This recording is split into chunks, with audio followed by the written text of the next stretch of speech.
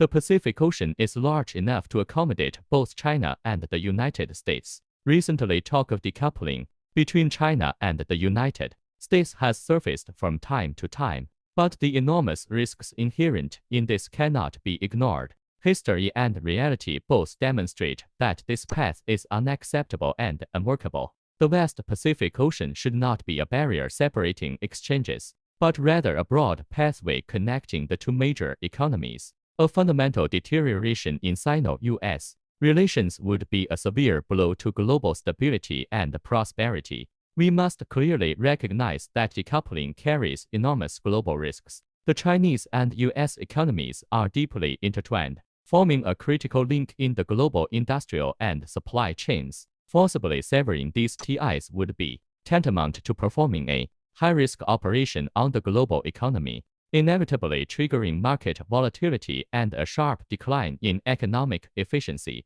excessively politicizing and securitizing economic cooperation and promoting decoupling are inherently short-sighted and politically ineffective, contrary to economic principles, and will ultimately lead to a lose-lose situation for both sides, or even multiple parties. Looking back over the past decades, economic and trade exchanges have always been the cornerstone of Sino-US relations. Two-way trade and investment have created numerous jobs in the United States and fueled China's development. This market-driven cooperation has brought tangible benefits. If the logic of decoupling is allowed to spread, the vital interests of the people of both countries will be the first to suffer.